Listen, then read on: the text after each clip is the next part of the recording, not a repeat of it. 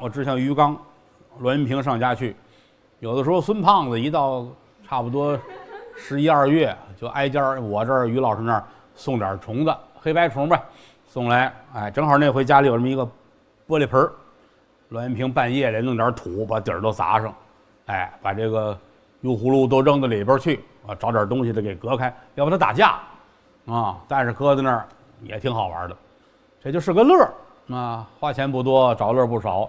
尤其是冬天的时候玩虫子，我还挺愿意。我前几年有一年还挺闲，弄了点那个蝴蝶的那个蛹，哎，蝴蝶蛹搁在盆里边，慢慢就孵出来了。外边下着大雪，你这屋里边蝴蝶跟这儿飞着，哎，这是个挺雅致的玩法，还挺好的啊。有机会您各位试试。如果说弄不着蝴蝶的话，您弄点狐狸在屋里边。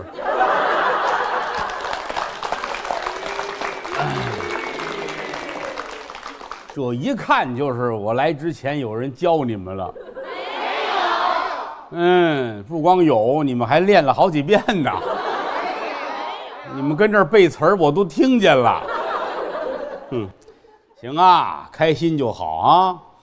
你们知道你们这起哄的时候我多开心吗？演员可不就这个呗。你跟台上甭管是坐着站着，你这儿说着没人搭理你，观众交头接耳聊天，一会儿出去抽烟去了，一会儿上厕所了，你说你这是死啊是活呀？所以这个状态是最好的了。挣钱不挣钱的不重要，是不是啊？挣也没挣你们钱啊，你们来也没买票啊。行，你们就这么说吧啊。我下回啊，我就这儿搁俩小徒弟，弄一笸箩，到点儿让他们下去找你们要钱去啊。没问题。那可不行，笸箩非丢了不可。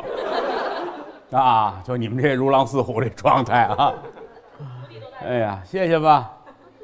说的这三国四大名著有3个我都说了，三国、水浒、西游记我都说过，红楼不能说啊，红楼不是评书。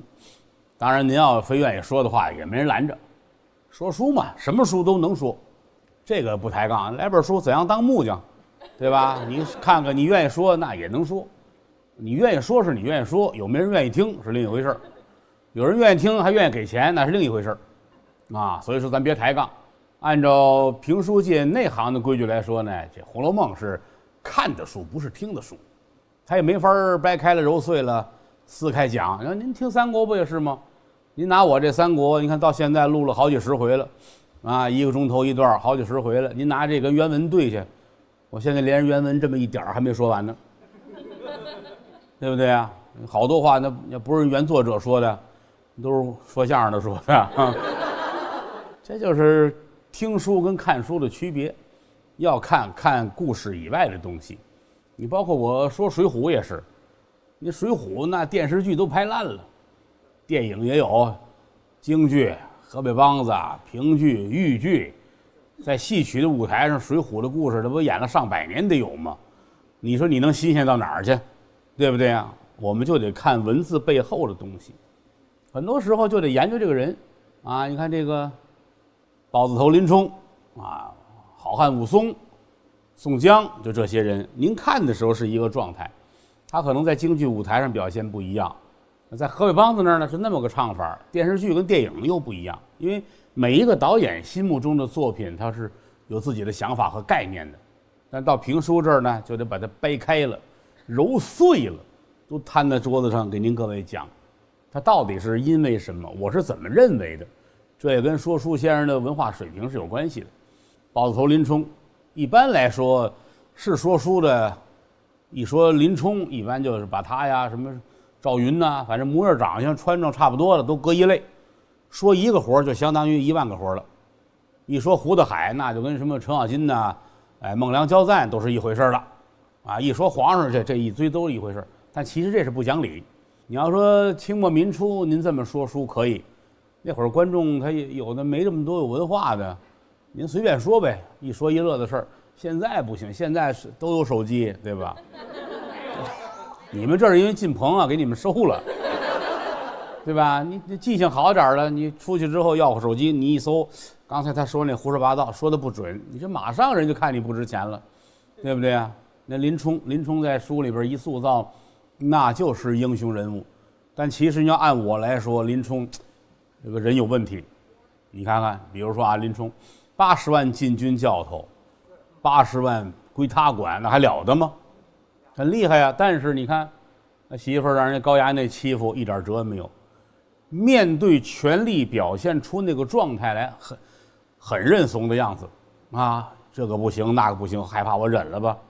可你说到梁山上，他杀王伦的时候呢，当然王伦也是有他做人问题。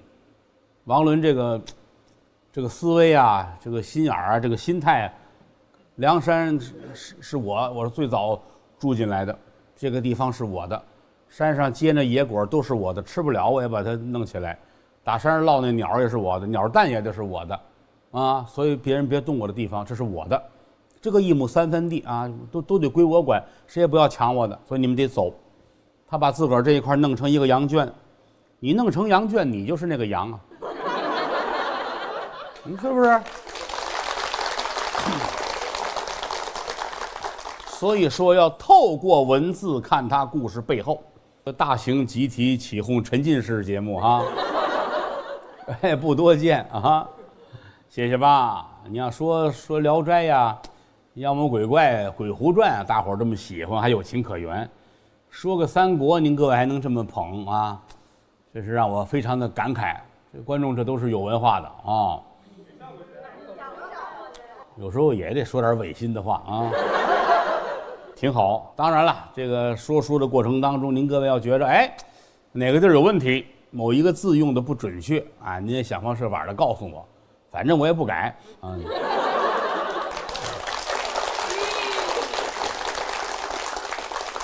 其实，就是历史的这些个故事啊，哎，三国呀、宋啊、唐，元明清，其实还都值得一说啊。除了比如南北朝不好说啊，还有一些个小的那个朝代不值得说啊，剩下都挺有意思。南北朝不好说，南北朝整个南北朝历史，因为你要做书来说吧，包括您看电视剧也没有反映南北朝的，电影也没有，舞台剧也很少，所以这是个事儿啊。以后可以当书外书可以讲一讲，它还不像你比如像金国啊，像金国。有的时候研究研究我就能乐了。金国那就是一段相声，金国也挺好，金国知道哈，金宋交兵，金国挺好玩。金国金太祖刚建国的时候啊，我就记得有这么一个，刚建国国库空虚，钱不多，所以说金太祖跟大臣们说，国库的钱只有打仗能用，其他的不许动，谁要动了这个钱打20板子。没多久呢，金太祖死了，他弟弟继位，新皇上，他叫完颜晟。完颜晟当皇上就爱喝酒，啊，后来偷偷摸摸的上国库里拿点钱买酒喝。这天一升殿，文武群臣在底下了啊，皇上你是不是偷钱了？你偷了国库里的钱去喝酒了吧？啊，是我没喝多少啊。大臣们上去给皇上揽下来了啊，摁在这儿，摁这儿，摁这儿。摁在这儿，撅屁股，快点，把裤子吞下来啊！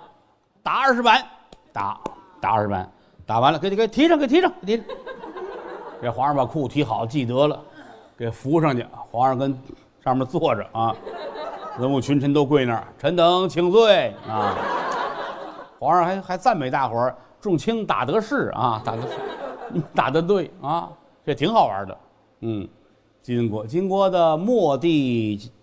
最后一个皇上死的时候有一个愿望，因为那会儿正是蒙古跟宋军跟南宋部队嘛，两家合在一块儿打这金国，马上就完了，马上快打完了。打完之后，这末帝说这样吧，我有一个愿望，就是我准备死，我死之后你们把我火化了，千万把我火化了，不要让我的尸体被蒙古人或者是被南宋部队抢走，那样的话太难看了，要维持我最后的体面。文武大臣说：“那行，那听您的吧，那您得死啊。”好的，我现在去上吊了啊。他有一个叫幽兰轩呢，有这么个地儿，我在那儿上吊。我上吊之后，赶紧把我摘下来啊！别跟这挂着，挂着回他们两家来了，看见我就摘走了，摘走他们就拿我这换官去了，这不行啊！你们听着，我挂上就摘下来我啊，然后给我烧了，哎，烧得踏踏实实的，哎，然后就踏实了，就没事了。好了好了，您赶紧吧，一会儿来了，快点吧。皇上上屋上吊去了啊，一会儿挂那儿就死了，群臣们给他摘下来，哎，这儿泼点油，点火就烧啊。刚烧没一会儿，人家那个部队就来了，蒙古军跟这个南宋的部队都进来了。这是烧的什么呀？烧的皇上，那这不能烧啊！赶紧快又泼水给浇灭了，烧的糊了吧唧，烧一半，然后大伙说这咱都得要啊，南宋部队也得要啊，啊，这蒙古军也得要啊，大伙拿刀又跟这切啊，一切两开，这半拉他们拿走，那半拉他们拿走啊，皇上最后的愿望没实现。那你这多可怜啊！就是金国的好玩的事有的是啊，等有机会给你们念叨念叨啊，是说不完了。啊，多开心啊！干惯了这个，给县长都不换，县长不跟我换。谢谢各位吧，都是北京这一块的吧？啊，哎呦，还有外地的，哎呦，又感慨，打甘肃来啊。谢谢吧哈，那个一看见这么些人，我发自肺腑的高兴。什么时候这个评书也能出去巡演去，也就是个乐了啊。可以。累啊！你说相声还有人替你呢，我说一段下去了，这要开书馆就是一个人啊，这玩意儿不好骗，是吧？不好骗啊，也不能太傻。我们是真傻。好吧，谢谢，这几位是挺没文化的。以后我无论到哪儿，我都带着你们几个人，好不好？好。还好呢啊，我也是不嫌丢人啊。其实这2年，你看，由于种种原因吧，出门还是少了。之前我记得演出这儿去那儿去，这1年我真是有一半时间在外头。这老出门，其实不爱出门，一上哪儿去。有时候当地的媒体采访，您看您来我们这儿了，您这愿意上哪儿玩去吗？我们这儿有什么山，有什么地儿？我心说，我哪儿也不爱去，啊！我打小干这行，走南闯北，已经没有那种出去旅游的欲望了。无论到哪儿去，一下飞机，然后从这儿开始到酒店，酒店我也不出去，吃饭我也不出去，就在屋里边随便点点什么，啊，一直到明天晚上演出了，到剧场演完回房间。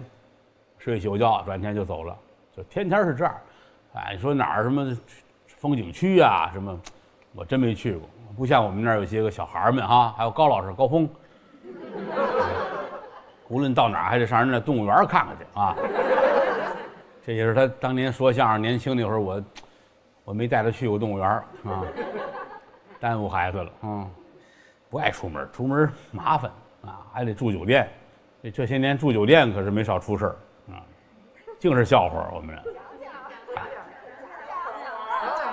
们有一年拍戏，拍《左宗19代》，有一天拍完之后啊，你还说拍戏你们乐，真是不聊了。那道歉。我就记得有一天呢，拍完之后的凌晨3、4点了，凌晨3、4点才收工，然后回酒店。哎，就是我跟侯震。我们俩人就到是哪儿跟前有一酒店，反正住那儿，困都不行了。4点多，那正是鬼呲牙的时候，最困的时候。我们俩因为这酒店头回去，拉着箱子进了酒店大堂，值班的呢也困得迷迷瞪瞪的了。我们问人家说那个，看不这房卡，我们俩怎么走啊？这时候说往前走，那就往前走呗。好家伙，长途跋涉呀！当然是后来转天我们才知道，其实我们一进大堂，如果往这边一回头，就是我那房间。他说往那边走，那我们也不认识。后来知道就兜这一圈25分钟。哎呀，凌晨4点半，我们俩跟缺心眼儿似的，无人，就我们俩拉着箱子转吧。他给我们指的是，你走到那头，等于是走了一个弓背儿，就在这儿，我们是这么绕去，再绕回来，啊，往前走吧，走，终于看见可以往左拐了，拐过来一看，坏了，它有一门儿，有一门呢，你得刷卡，这门才能开，我们才能从那边往这边兜。我们俩就站那儿，老侯先刷半天，我说这可坏了，我说试试我这个吧，拿我这卡刷也不行，这黑更半夜的，人工作人员都睡觉了，我说这不要命吗？啊，哎呀，急得我们哎呀一蹬这门开了。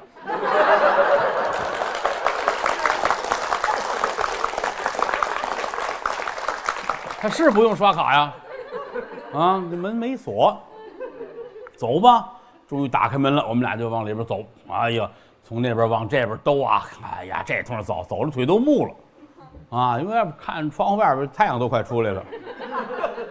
终于转到我这门这儿了，哎呀，我们俩拿这卡啊，拿我这房卡刷我这门啊，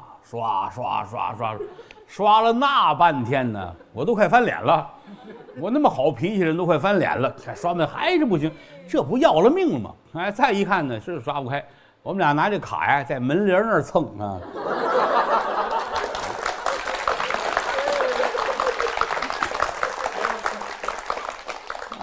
终于把门打开了，把东西放下之后，我跟老侯我们俩对视了一眼，就是今儿晚上那事儿跟谁可别说呀，太丢人了，太丢人了啊！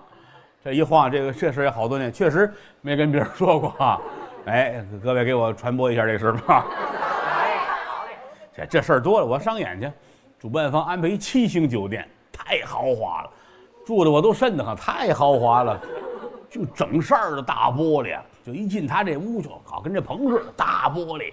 哎呦，这夏天在这屋里边，这太热了，这屋里整扇玻璃晒了一天，7星级酒店。这空调顶到这上面来就不管用了，啊！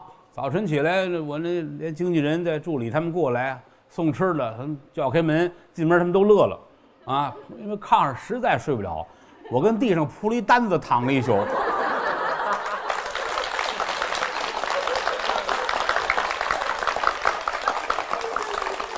哎呀，主办方花这么些钱，7星酒店。我在地上躺一晚上，你这还讲理不讲理啊？行了，不说了。我是有正事儿的人啊。待会儿再给你们讲闲板，不能老说这个啊。我这个能力一般，水平有限啊。在中国说书的里边，我可能排在第1万个啊。啊，你别从这头看啊，打那头看，人家都比我强。我还在学习的过程当中啊。我的长处就是呢，胆儿大。我的艺术特点就是敢啊，人家都是学得很周到了啊，我没有，我是在学习中慢慢进步，也是搭着您各位不跟我上吝，我怎么说你们怎么听啊，所以说这届观众很好带。其实啊，跟观众打交道不容易，藏龙卧虎，各行业高人都有。你看着坐那儿都戴口罩都一样似的，不一样。有的口罩都蓝色的，有的口罩黑色的啊，不一样。那天我们上课，给聋子科的学生上课，正说着呢，高老师一指那个学生，你把口罩拿下来啊！回头一看我都乐了，他那黑口罩啊挂在胳膊上了。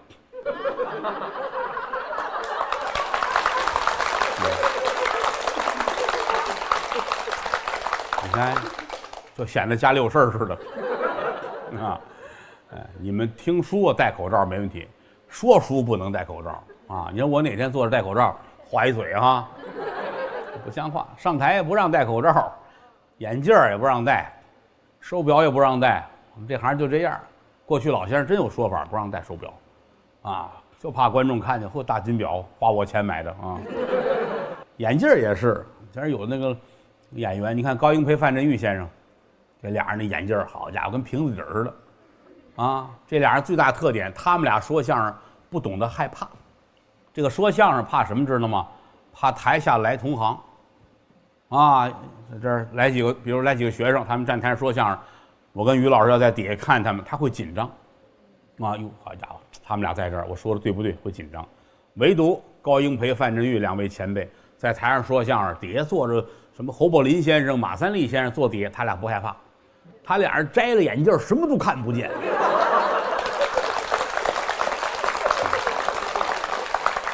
啊！天王老子，你活该！他不知道你是谁，所以就没有恐惧感啊。这早先是有要求，不让戴眼镜，怕挡着线儿，就是挡着表情。但是后来也就没有这样了，也不像当年似的，你用电视拍出来，老演员该戴眼镜也戴啊。包括我们这儿，我们有一个德云社的老演员邢文昭先生，啊，去世了。邢爷就是他得戴眼镜，他眼睛不戴眼镜看不见。有回戴眼镜也出笑话，上台换好了衣裳，这眼镜忘摘了，啊，其实也无所谓，那么大岁数了，观众也不跟你争这个。戴眼镜上去吧，说单口相声，观众坐底看着他，看着，他这眼镜颜色就深了。他这个眼镜是两用的，啊，既是老年人那个老花镜啊，也是墨镜，它是随着温度变。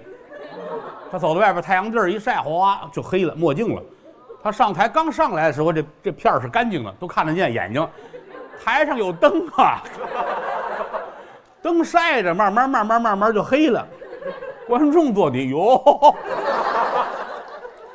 啊，这老头戴大墨镜上来啊，我印象特别深。邢爷那会儿啊，大家不聊这闲板没用，说这没用。哎，不聊了。不行，好家伙，张秀家都出事了啊！啊，事儿没轮到您头上，您是不知道人家着急呀。都吃饭了吗？是啊。哦，这不符合我的想象。咱们再来啊！不来了。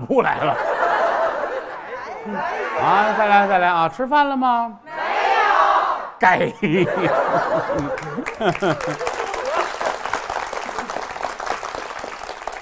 你也不饿，搭下茬就够了啊！该吃饭得吃饭啊，别饿着肚子听书，那就不合适了。以后我在这儿支一锅，哎，我弄点什么我就给你们，哎，顺手递过点去啊，哎，然后这儿弄一2维码跟这儿啊，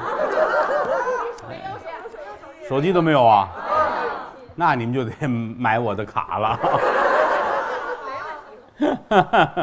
我这不是说书，我这是讹人来了，这是啊！哎呀，我也刚吃完，吃饱了喝足了，坐这儿跟您各位开玩笑，说书，这是最高兴的事儿啊！他买了一大堆乱七八糟的，我也不爱吃，真的我，哎对，最后还有那个小块的年糕还不错，吃了点儿啊！我也不是因为什么，挺爱吃年食的，打小就喜欢切糕、年糕、盆糕。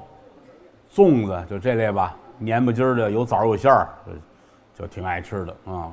郭麒麟、郭汾阳都爱吃，这玩意儿他也遗传。哪说理去这玩意儿？那个卖着那特别好看的插着，我打小就是那老大爷蹬一破自行车，他卖那切糕那个最爱，因为他得脏，是吧？现在可能没有了哈，还有那样的。就我小时候，他蹬一自行车，车后边有一板儿，板上放着一块那个切糕，甭管是枣的馅儿的吧，盖着一块白色的屉布。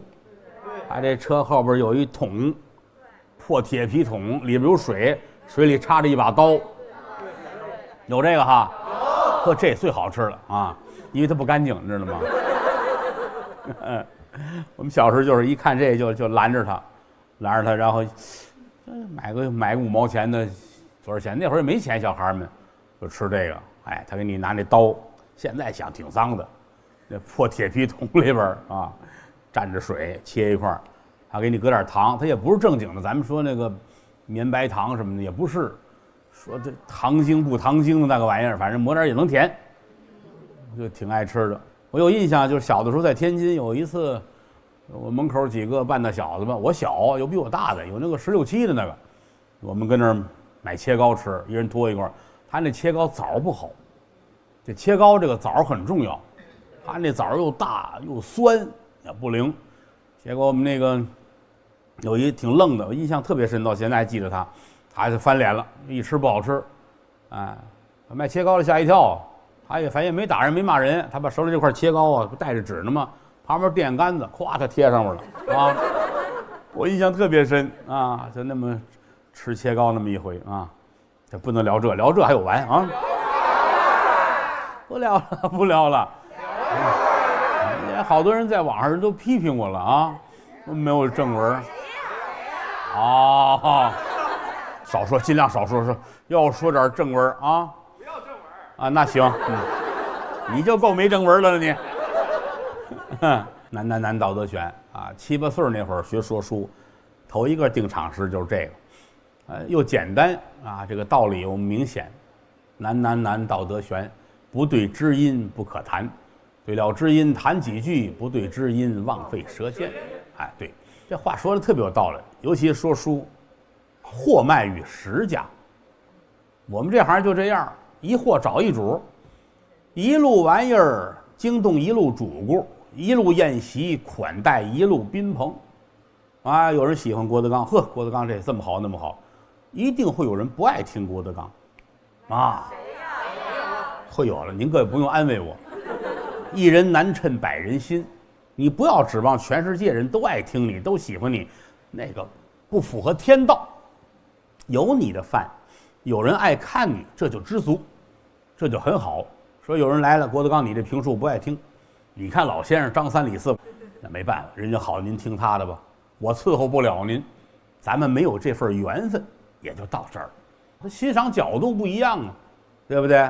你过去听书也是，说书先生各式各样，有的根本就不做，体力旺盛啊，围这桌子来回窜腾，观众高兴啊，你看他你睡不着觉，他闹腾啊，你知道吗？对吧？所以这个没有一定之规，说书唱戏说相声看电影看芭蕾舞看交响乐，什么叫好？您记住了各位，你觉得好就叫好，就这么简单。哎，你我不喜欢他，有喜欢他的，就是你此时此刻觉得哎呦这个电影我爱看，这个京剧我喜欢，这个演员我爱，那他就是最好的。但你不必非得拉拢旁人一起跟你一块儿，对，必须说好，不说好咱不是朋友，那就没意思了。它本身这个东西就是千变万化，所以说谁最好谁好不好不重要，对艺人来说就是个吃饭的手艺，这跟剃头修脚有什么区别？我们这跟农民伯伯种地有什么区别？你人就这一辈子呗，刨去小的时候10几岁，后来上岁数了，岁数太大动不了了，那几十年不算，当家不就这几十年吗？对吧？我老说那个话，你待着不也得吃饭吗？你总得干点什么呀？有这么一个工作，说书说相声唱戏我很爱，本身又是我的兴趣所在，这就是祖师爷的恩典，我就很知足了，可以了。所以我到今天干这行我特别知足，虽然说能力一般水平有限，难为您各位能这么捧这么支持就得了。我好好说您好好听，咱们就是过日子，好不好？好。